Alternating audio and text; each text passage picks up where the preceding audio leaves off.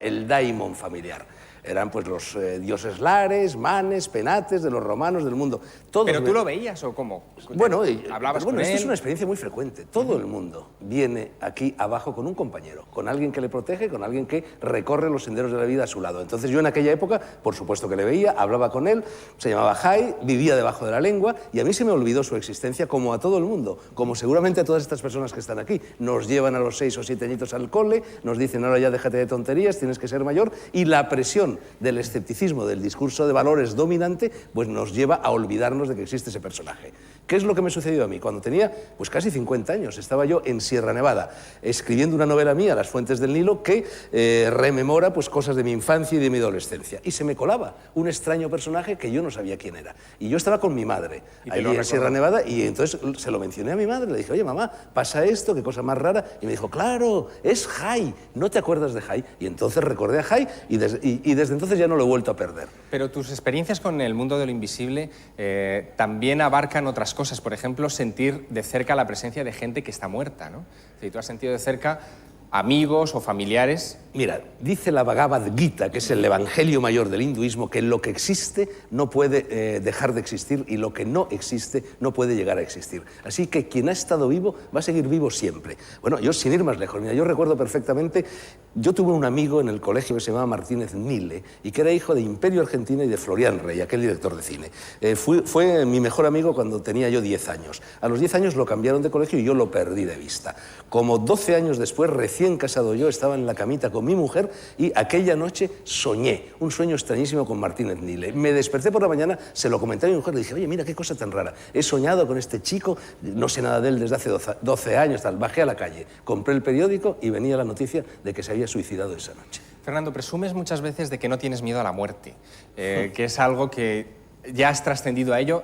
Y entre otras cosas presumes de ello porque dices que ya has muerto, es decir, que has tenido en cierta manera todos hemos la experiencia de la muerte. Todos hemos muerto. Todos hemos muerto? Tú también.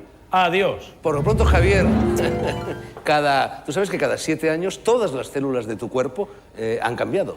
A ti ahora no te queda ni una sola célula de las que tenías hace 7 años. O sea que si el programa dura 7 años. 2 años y medio más, Se ha muerto. yo no seré el mismo que cuando empezó Crónicas Marcianas. Evidentemente. O sea que tiene razón, Joaquín Sabina tiene razón. En ese caso, mira tú por dónde. No, pero bromas aparte, es verdad que, es decir, si todo el cuerpo muere, evidentemente nosotros estamos... Pero aparte de eso hay un montón de experiencias, sin ir más lejos, el sexo, que tanto le gusta a Javier. Sí, Bueno, ciertamente. Y a casi todo el mundo. Fernando, ¿Cómo llaman los perdona, franceses el orgasmo? Y a ti también, Y a mí porque también, por presumes supuesto. de ser capaz de hacer el amor durante 8 horas sin eyacular. Gracias a la sexualidad sagrada, gracias a técnicas aprendidas en lejanas tierras. Caramba, ¿cómo se hace eso? Bueno, lleva mucho tiempo, Javier, ¿eh?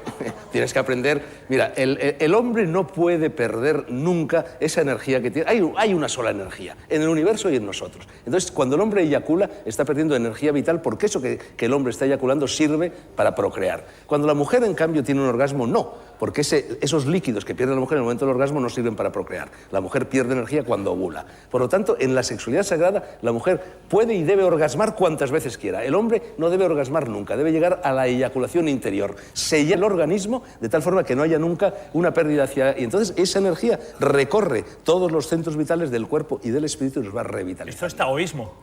Es taoísmo y es tantrismo, así se llama. El tantrismo es dentro de la religión hindú y el taoísmo pues dentro Pero del una taoísmo cosa, de la religión china. yo he leído que a mi edad, por Javier. ejemplo, debería hacer el amor de 10 veces, debería eyacular una. Bueno, si Y puedes, aguantarse las otras si 9. puedes, ni siquiera una. Pero tú dices a que no ninguna. ser, a no ser que quieras procrear, pero esta forma de hacer el amor no es para tener hijos. Tú fíjate que el emperador chino, según el Tao, para mantenerse en buena salud tenía que copular con 14 vírgenes cada noche. Naturalmente, con el taoísmo tú puedes copular con 14 personas en una noche porque no pierdes nunca energía hasta que te vence el sueño. Lo complicado es encontrar las 14 Fernando, vírgenes. Para un emperador chino, no, claro. Tu seducción por Oriente llega al punto de aceptar cuestiones como la reencarnación, un asunto que Occidente, supuestamente la Iglesia incluso llegó a aceptar un día, ¿no? Javier, tú como director de la revista Más Allá sabes perfectamente que en estos momentos, según las estadísticas, el 54% de los españoles también aceptan la idea de la reencarnación y no están en Oriente, están en Occidente. Esa es una de las muchas contradicciones que tú pones sobre la mesa En este el libro, libro, en la Carta de Jesús al en la Papa. Carta de Jesús al Papa. Tú lo que haces es usurpar, perdona que defina esto porque es un poco así, ¿no? Tú casi usurpas la personalidad de Jesús para dirigirle una carta al Papa, que ya es ser provocativo, y decirle, Wojtyla, que aquí las cosas no funcionan. Bueno, vamos a ver, yo durante los últimos 30 años me he dedicado, he convertido mi vida en una especie de imitatio Christi, de imitación de Jesús. He estado haciendo en forma de viajes, en forma de iniciaciones, en forma de experiencias espirituales y también corporales, he estado haciendo todo aquello que, en mi opinión, hizo ese personaje que era Jesús de Galilea. Así que no tiene nada de particular que, como un truco literario, al fin y al cabo es un truco literario, cuando yo me dirijo al Papa para, en fin, para escribir esta requisitoria contra lo que ha supuesto el catolicismo y la Iglesia católica en la historia universal, bueno, pues lo haga en nombre de ese personaje con el que he llegado a identificarme de forma pasmosa. Pero dices cosas como, y cito textual, Pablo me parece, San Pablo, Sí. el personaje más siniestro, mendaz, astuto y dañino de toda la historia universal. Su percance ecuestre, esto de que se cae del caballo, todo el mundo lo conoce de la Biblia, motivado por un ataque de epilepsia, fue un cataclismo. Es decir, tú llamas a San Pablo epiléptico, por ejemplo. Bueno, no es un insulto. Ajá. Hay mucha gente que es epiléptico. Dostoyevsky era epiléptico Sí, pero- y es un grandísimo pero en escritor. cierta manera el Es decir, yo no cristianismo sé se si extiende tuvo, a partir de ese incidente. Yo no sé si tuvo un ataque de epilepsia o no, podría ser un ataque de otra cosa. Lo que es evidente es que tuvo una iluminación de carácter histérico, como lo son todas las conversiones. Porque no existen esas. Entonces, cualquier persona que le pase eso es una persona que ha sufrido un ataque. Lo que pasa es que ese ataque de Pablo se convirtió en generador de algo que contradecía radicalmente el mensaje de Jesús, que era una teología de la liberación, y lo convirtió en una teología de la dominación. Ese es el fruto de ese. ¿Y a Jesús lo crucificaron o no?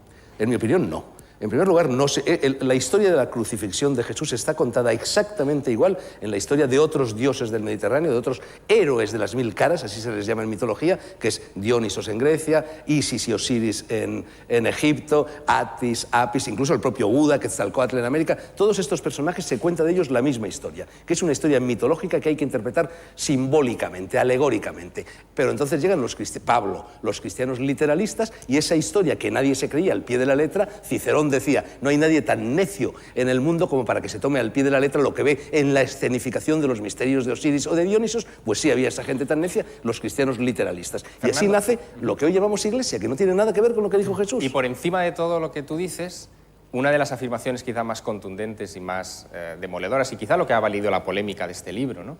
Es que Jesús no fundó ninguna iglesia. Bueno, eso lo sabe todo el mundo y lo sabe la Iglesia perfectamente. Es decir, no hay la más mínima mención de una iglesia en todo lo que hizo y dijo Jesús. No, eso fue Pablo. ¿Por qué fundó una iglesia? Tú fíjate que la única iglesia que existe es la Iglesia católica o las iglesias protestantes. Solo en el ámbito del cristianismo hay iglesias. Ni siquiera en el Islam, ni siquiera entre los judíos, que son también religiones del libro, y por supuesto no las hay en el budismo ni en el hinduismo. ¿Por qué se crea una iglesia? Precisamente porque el cristianismo se convierte en religión oficial de un poder político, económico, el poder temporal del Imperio Romano. Y a partir de ese momento hay que crear una iglesia a imagen y semejanza de lo que era la organización del Imperio Romano, con un emperador, que es el Papa, con unos ministros, que son los obispos, y etcétera, etcétera. Entonces, ese es el problema. Ninguna iglesia, no existe ninguna iglesia más que la cristiana. Nadie ha fundado una iglesia nunca.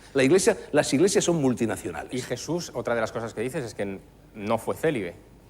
Pero evidentemente, bueno, mira, precisamente hoy leía en el Talmud la frase de que un varón que no tiene mujer no es una criatura humana, dice el Talmud, y el Talmud es la expresión de la religiosidad judía al lado de la Cábala, y Jesús era un judío. Era impensable que una persona no tuviera mujer, no tuviera relaciones sexuales en aquella época. Por supuesto que las tuvo, y no solo eso, en mi libro yo creo que Jesús llegó al Golfo de Bengala y allí en la ciudad de Puri, que es donde yo fui iniciado al tantrismo, en fin, a todo esto de la sexualidad sagrada, fue también iniciado a esa sexualidad sagrada. ¿Me permitís un momento?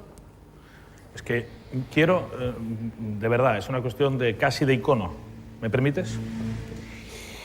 Es que puñetero. ¿Qué vas a hacer? Te tengo No, miedo. no El voy a hacer- atril. voy a hacer Te pongo esto. las gafas. Toma. Bueno, pero tú tienes un atril muy moderno, el mío Hombre, ese. hombre, chico, hay diferencias. No pero se tienen los libros aquí. Bueno, pero tú tienes Y eso que es un libro muy poco pesado, un libro ligero. Bueno, es un buen libro. ¿Ahora qué quieres que haga? Es tu libro. Con Nada, pues Nada, esto, pues esa sí. miradilla por Bien. debajo de las gafas, Venga. por encima de las gafas. Y luego, ¿cómo consigues, puñetero, lo que yo no consigo aquí en 5 años, que es que 2 escritores se te peguen en el programa? Bueno, eso es habilidad diplomática que tengo, ¿no? Me ha costado muchos años organizarlo. ¿Qué pasó? ¿Qué pasó? No, realmente lo que pasó, Javier, la bofetada fue terminado el programa. Bueno, Manuel García Viñó y Vicente Molina Fos, que son los 2 protagonistas de este incidente, uno, bueno, es el hombre que está detrás de una publicación que se llama La Fiera Literaria, donde ataca salvajemente pues, a toda una serie de escritores, entre ellos Molina Fos. Y entonces, naturalmente, entre ellos había mucho pique. Yo los invité a los 2, en unión de otras personas, para hablar, en fin, de eso que se dice, que la novela ha muerto, que es un género en decadencia. Entonces, poco a poco, empezaron el uno al otro a incordiarse, en fin, una tensión creciente. Molina Fos de una forma más británica, más irónica, Manolo García Viñó de una forma, en fin, más visceral, más ibérica, pero lo cierto es que al final, que yo casi no lo vi, porque yo estaba ya quitándome el micrófono, recogiendo los papeles, entonces se fue Manolo García Viñó hacia Molina Fos y le dio una bofetada. Entonces parece ser, yo no vi nada, hablo de oídas, que Vicente le tiró una patada y no le dio. Entonces ya claro, acudimos todos a separarlos, entonces convencimos a Manolo García Viñó de que le presentara excusa, le pidiera disculpas a Vicente, y entonces se acercó a él, pero mirándole como los gatos se miran cuando están nariz con nariz, gruñéndose y peleándose, le dijo, bueno, te pido disculpas, pero solo por la bofetada, por nada de todo lo demás. Pero eso se va a ver el próximo domingo en negro sobre blanco, no la bofetada, porque no tenemos imágenes, sucedió ya cuando había terminado el programa, pero sí, durante 1 hora y pico, pues todas las cosas que se dijeron de tensión. Se verá es más interesante que la bofetada. La dialéctica que culmina con una bofetada. Ahora, lo que es muy triste, Javier, es que uno esté 5 años haciendo un programa como Negro sobre Blanco y verdaderamente ese programa salte al gran público porque se han pegado 2 escritores en él. ¿Pero Esto te es parece triste. poco, macho? Los escritores no tienen que pegarse. Efectivamente. Nadie tiene que pegarse, Nadie. ¿no? Pero de todas formas, permitidme el recuerdo, ¿cuánto daría por tener ahora esa imagen y recordarlo? Yo el momento de televisión más de verdad que he visto jamás es una entrevista tuya Con Arrabal. con Arrabal. Bueno, no era una entrevista, era un debate. Un debate exacto entre Sobre el varios. apocalipsis, y Arrabal dio un ejemplo práctico de apocalipsis. ¿Te acuerdas que se emborrachó en directo? Bueno, yo digo que es el mejor programa, mejores que los tuyos, que el mejor programa de la historia de la televisión mundial, porque por una vez la televisión, que está todo preparadito, afeitadito, maquilladito, ¡guau! La vida como es entraba en ella. Se levantó, empezó a besar a los contertulios, a abrazarles, se sentó en la mesa central. Tú hacías una cara diciendo, Fernando, Bueno, teníamos que sujetar la mesa porque se vencía, machacó un centro de mesa, se quitó los zapatos, los calcetines, se fue al váter, volvió. Fue glorioso, verdaderamente. Bueno, y además lo que pudo pasar, porque había un escritor argentino que vive en Barcelona, precisamente, no voy a decir su nombre, que estaba sentado, bueno, imagínate que estaba sentado aquí. Arrabal se sienta enfrente de él y hablaba directamente con él. Y entonces le dice, yo soy Arrabal, y él, el escritor argentino, le dice, mi mujer está enamorada de ti. Bueno, y nosotros nos poníamos en aquel programa debajo, en vez de colocar debajo psicólogo, escritor, en fin, profesor de tal, poníamos pues cosas graciosas. Y aquel día ese escritor argentino había colocado debajo la palabra amante. Su mujer estaba viendo desde Barcelona el programa y se creyó, y entonces llamó por teléfono, se creyó que lo de amante iba unido a ese enamoramiento de la mujer de Arrabal por él, llamó por teléfono y armó un pitote ahí a los pobres técnicos tremendos, de los cuales yo me enteré ya después. Ahora, si el programa dura 2 o 3 minutos más, retransmitimos la muerte de Arrabal en directo. Hablábamos hace un momento de la muerte, se ha reencarnado ya porque se desmayó. Aprovecha, Javier, para preguntarle a Fernando por el secreto de su vitalidad, de esa jovialidad, porque él es de los que... Bueno, el secreto de mi jovialidad es que soy simpático. No, pero aparte también... ¿Es verdad eso de que por cosa. Las mañanas ingieres de 30 a 40 pastillas todo tipo Cuando de voy a cosas? desayunar al bar y me las tomo, el camarero se cree que llama a la UBI porque cree que estoy a punto de fallecer.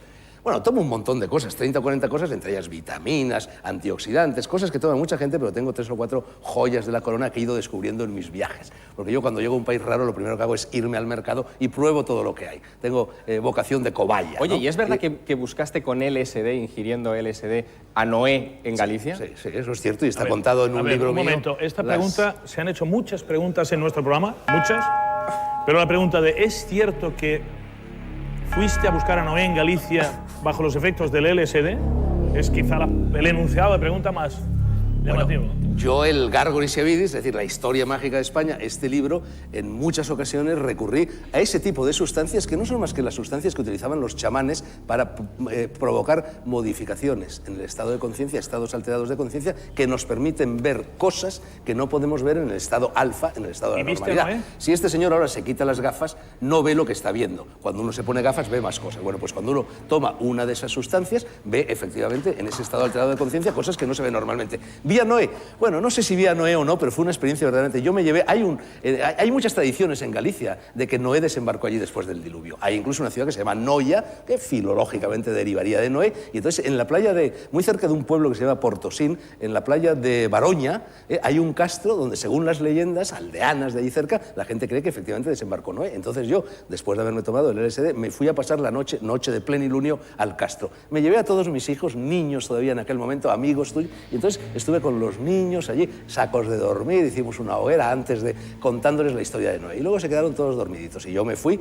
Bueno, una experiencia de esas dura 8 o 10 horas, pero parece que dura 8.000 años, de verdad. Y entonces fue precioso, y lo cuento así en ese libro, Mis encuentros con lo invisible de la Edad Sería, porque por la mañana, cuando ya estaba amaneciendo, a eso de las 7 de la mañana o así, yo estaba en lo alto del castro, y entonces de repente vi venir a mi hija Yanta, que tenía entonces 7 años, que venía corriendo, gritándome algo desde lejos. Y entonces yo no le oía. ¿Qué? Papá, papá, ¿qué? Y ya por fin, cuando estuvo suficientemente cerca, la oí, y así termina ese libro. Me preguntaba, papá, papá, ¿has visto a Noé?